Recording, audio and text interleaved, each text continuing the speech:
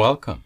In the prior presentation, we discussed how the ancient rishis discovered the divinity hidden within us all, the inner reality they called Atma, the true self, ever full and complete, the true source of happiness.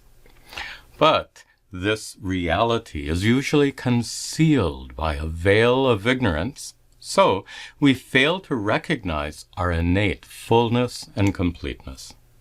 We called this the problem of self-non-recognition. As a result of self-non-recognition, we naturally seek out and desire things and experiences in the world that can make us feel more full and complete. Unfortunately, this search for worldly happiness turns out to be badly misdirected because the true source of happiness is actually within us. In this presentation, we'll explore the nature of that inner source of happiness, your true self, Atma. Many scriptures describe Atma with the words Sat, Chit, and Ananda. Sat means that which is real or true, that which exists unconditionally. To exist unconditionally is to be timeless, eternal, unborn, uncreated. Atma is indeed unborn, existing eternally before your present birth. Chit means the consciousness or awareness because of which you are a sentient being. Unlike insentient things like rocks and clouds, you have the power to know, to feel, to experience things. These two words, Sat and Chit, put together, help us understand that Atma is an eternal conscious being, unborn, uncreated, and sentient. And that conscious being is you. There is no other Atma. Whenever you say I, using the first-person pronoun, you're ultimately referring to Atma. Atma is not a third person he, she, or it. Atma is not a this or a that. Atma is the core or essence of who you are. Now we come to the third word used to describe Atma, Ananda. Ananda is often translated as bliss, but that's a really poor translation. And here's why. If you say, I experienced bliss yesterday, this statement shows that bliss is something you can experience, like happiness or sadness. But we're talking about the conscious being who experiences things like bliss, happiness, and sadness. Bliss is what you experience. It's not who you are. So it's better to understand the word Ananda as indicating the inner source of happiness, the true source of fullness and contentment within you. Then, when we put all three words together, Sat Chit Ananda simply means that Atma is an eternal conscious being which is the true source of happiness. When we use the words consciousness and awareness in Vedanta, they have a very specific meaning that's quite different from what's used elsewhere. Doctors use the word consciousness to describe a patient's ability to respond to external stimulation. When doctors say a patient is conscious, it means he can respond to you. Obviously, that's not how we use the word consciousness in Vedanta. Other people use the word consciousness to mean alertness or attentiveness. Attentiveness is the mind's ability to be focused on something. When someone refers to body consciousness or environmental awareness, they're actually talking about focusing your attention on the body or on the environment. In the same way, the phrase making a conscious decision means to focus your attention on decision-making. Now, attention or attentiveness is a quality of the mind. But in Vedanta, consciousness is not a quality of the mind. It's the one who knows the mind. Consciousness is the sentiency because of which the qualities and activities of the mind are known. Whatever happens in your mind is known to you because of consciousness. Just as light reveals objects in a dark room, the light of consciousness reveals mental objects in your mind. You can know, feel, and experience things because of consciousness, because you are a conscious being. Now, there's a subtle point here that's really important to understand. Strictly speaking, consciousness is not something you have or possess. Consciousness is who you are. You can own a car and possess a body, but you can't possess consciousness. Why? A possession is something you can lose, and in its absence, you still exist. If your car is stolen, you still exist. While you're sleeping or in a coma, your body is gone, in a manner of speaking, yet you still exist. So, you can possess a car or body, but you can't possess consciousness because you would cease to exist without it. Consciousness is your essential nature. It's not something you own. Therefore, you don't have consciousness, you are consciousness. This might be the most important point in this entire presentation, so let me say it again. You don't possess consciousness, you are consciousness. If you get this wrong, everything that follows won't make any sense. Then, how do you know that you are a conscious being? Well, if you weren't, you couldn't be watching this presentation right now. You don't need Vedanta to know that you're conscious. Your nature as a conscious being is said to be self-revealing or self-evident. You know the world around you by means of your 5 senses, but you know your consciousness directly, without your senses. To understand this better, suppose you're in a dark room using a flashlight to reveal whatever's inside the room.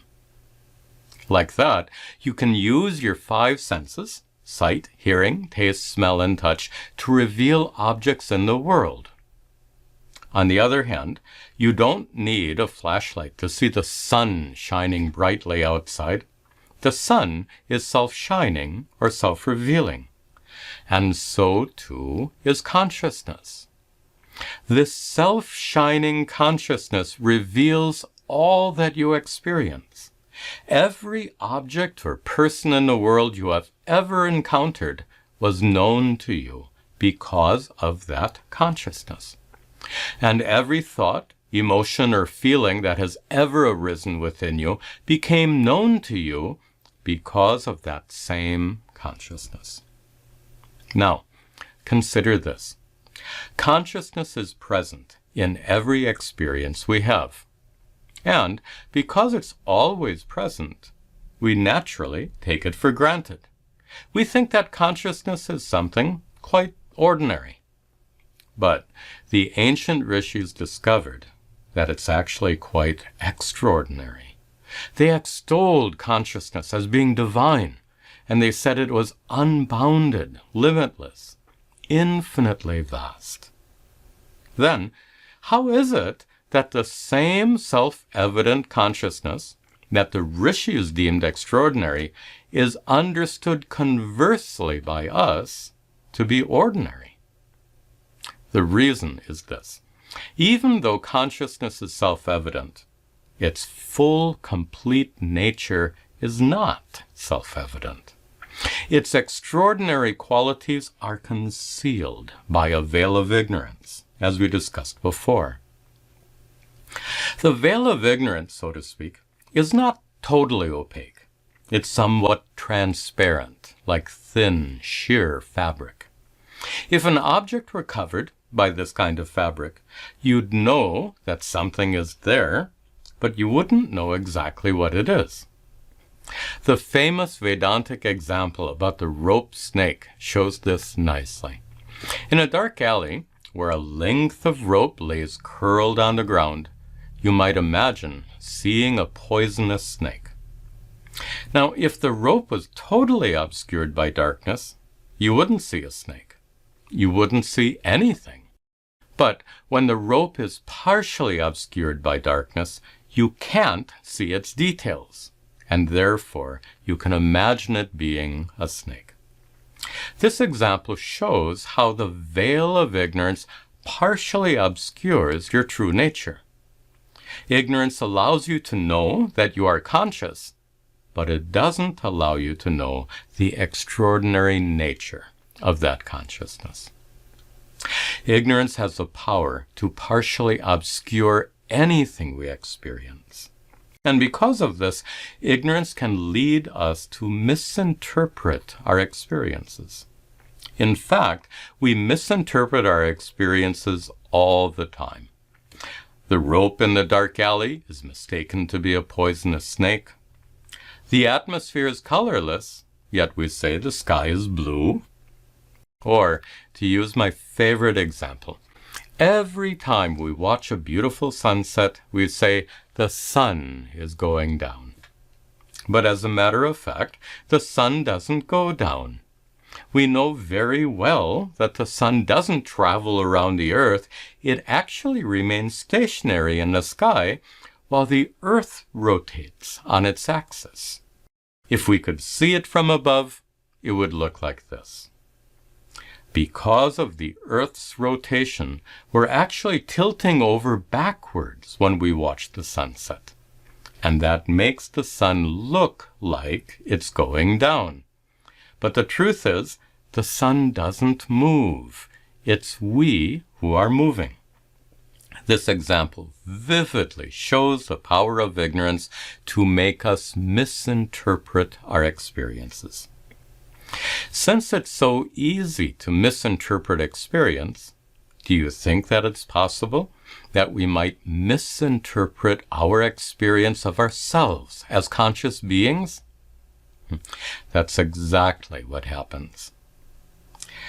This problem of misinterpretation can be best explored by using one of the most fundamental and important teaching methodologies found in Vedanta.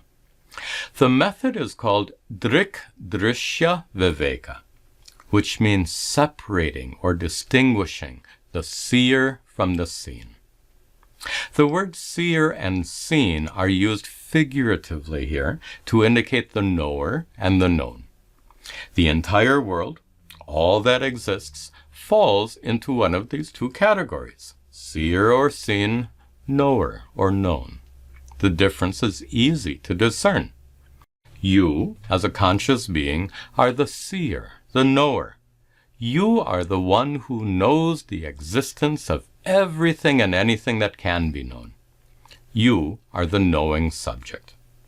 And everything else consists of various objects known to you, from a tiny speck of dust to the great Himalaya mountains.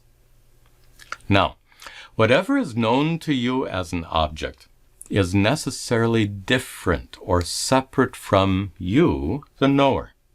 For example, this table is known to me. Therefore, it's different from me.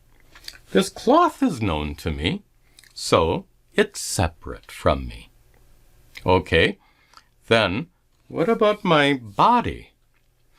This body is an object known to me in the same way that this cloth is known to me. So, this body must necessarily be different from me, the knower of the body. Consider the fact that the hardness of the table belongs to the table and not to me. In the same way, the orangeness of this cloth belongs to the cloth and not to me.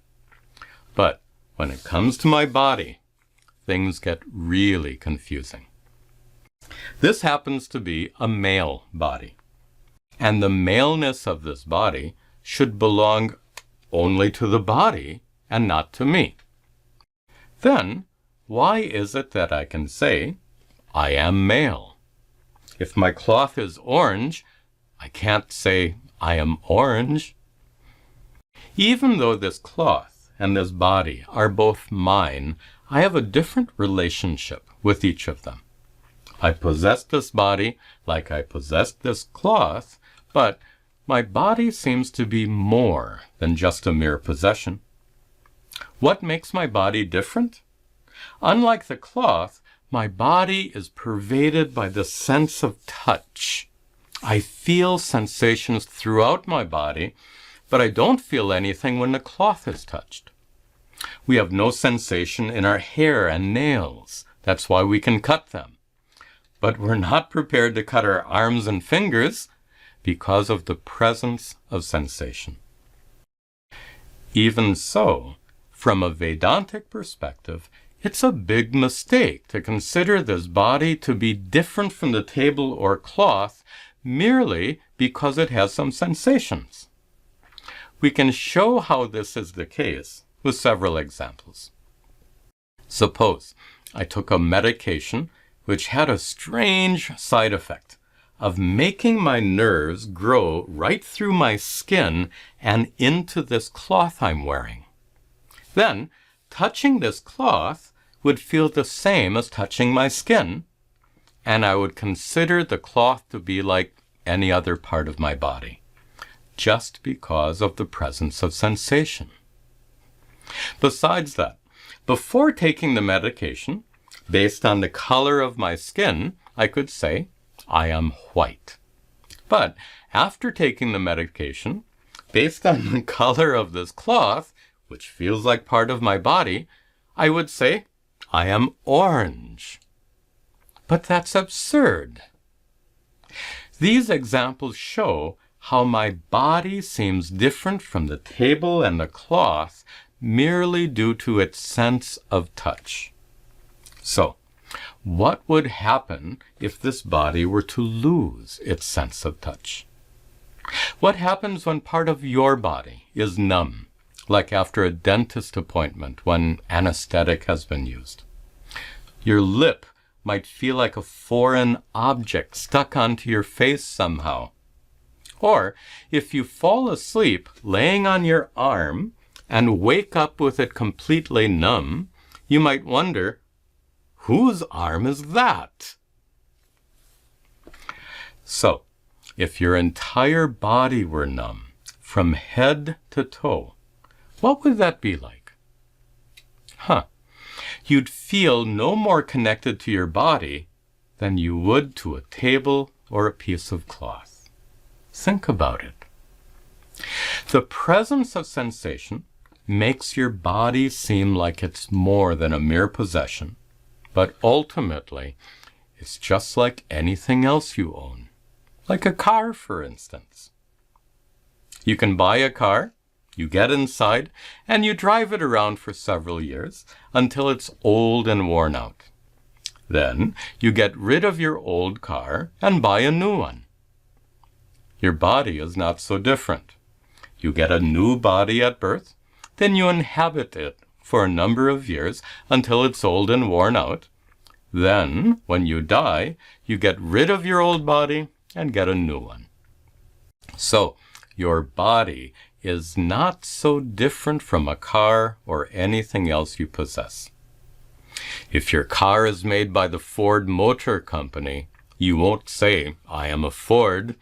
And if your car is 10 years old, you certainly won't say, I am 10 years old. So, how can you define yourself based on the gender and age of your body? Your body is an object known to you, and you are the conscious being who knows your body. As the knower of your body, you are neither male or female, neither young or old. You are simply a conscious being. All this seems perfectly reasonable, and yet our confusion persists. We continue to say that we are male or female, young or old, healthy or ill, and so on, in spite of the fact that all these traits actually belong to our bodies and not to the conscious beings we truly are. All this, of course, is the result of self-non-recognition. Suppose you were completely free from this self-non-recognition. Then, how would you look upon your body? If you truly discovered yourself to be a conscious being, utterly independent of your body, how would that change your perspective? Let's explore this. As a result of the practice of Atma vichara, self-inquiry, the veil of ignorance that obscures the extraordinary qualities of your true nature will gradually fade away. It's as if the veil were to grow thinner and thinner, allowing the reality concealed by it to appear with more and more clarity. As this happens, your relationship with your body will undergo a dramatic transformation. You'll begin to look upon your body like any other possession. And knowing that you are simply a conscious being, completely independent of your body, a kind of aloofness or detachment towards your body will arise. Because of this detachment, when the sensation of pain arises in your body, you'll know that it doesn't truly affect you, the conscious being, Atma. And if that pain doesn't truly affect you, you won't go through all the distress and anguish of suffering that you once did. You'll know that you are absolutely okay, in spite of the pain. The state of detachment towards your body is not to be confused with indifference or apathy. Detachment is a state of objectivity, a state of clear thinking in which your body is understood to be like any other possession. Indifference, on the other hand, is a state of complete disinterest and non-involvement. In the presence of indifference, no sense of responsibility can exist. In the presence of apathy, no care or concern can exist. Yet, we all bear the responsibility to take care of our possessions. If you own a car, you're responsible for its maintenance. And since you possess a body, you're responsible for its maintenance as well. With detachment and objectivity, you can actually maintain your car and your body even better. If your car breaks down on the highway and you start crying, "Why me?" that's not going to help get it fixed. And if you're diagnosed with cancer and you become deeply depressed as a result, it's been clinically proven that the outcome of medical treatment is worse when patients are depressed. So, detachment and objectivity can actually help you take better care of your body and other possessions by freeing you from the distress and anxiety that often arise. Here's a final observation about caring for possessions. Suppose your car is being repaired and a friend has loaned you his car for a few days. Will you take care of his car? Of course. Now, whose car would you treat more carefully? Your car or his? That's interesting. If you're the owner of a car, you might be a bit less concerned than if you're the caretaker of a car loaned to you. This observation is important because you don't really own your body. You can legally own a car or a house, but not a body. In fact, your body is a gift that was given to you on the day of your birth. Given by whom? Certainly you could say it was given by your parents, but you could also say that it was given to you by Ishvara, the God of the cosmos, who bestowed a new body upon you so that you could reap the results of your past karmas. In either case, your body is a precious gift, and you are the caretaker of that gift. Clearly, There's no room for any indifference with regard to your body. As we conclude this presentation, I have to warn you that some of what's been taught here will be superseded, in a manner of speaking, by later presentations. Vedanta, as we discussed before, employs a powerful, unique teaching methodology which leads you step by step to discover what the ancient rishis discovered. If you cross a shallow stream by walking on stepping stones, you have to leave the prior stepping stone in order to move on to the next one. The teachings of Vedanta work in a similar manner. The present step is to understand your body to be a mere possession, like a car. A future step will require you to give up this idea of possession and understand your body to be like any object. An even later step will be to understand that your body is a physical manifestation of Ishvara. All these steps will be explored in future presentations. Om Sarve Bhavantu Sukhinaha Sarve Santu Niramayaha Sarve Bhadrani Pashyantu Ma Kaschad Dukkha Bhag Bhaveta Asato Ma Satgamaya Tamaso Ma Jyotirgamaya Mrityorma Amritangamaya. Om Shanti Shanti Shanti.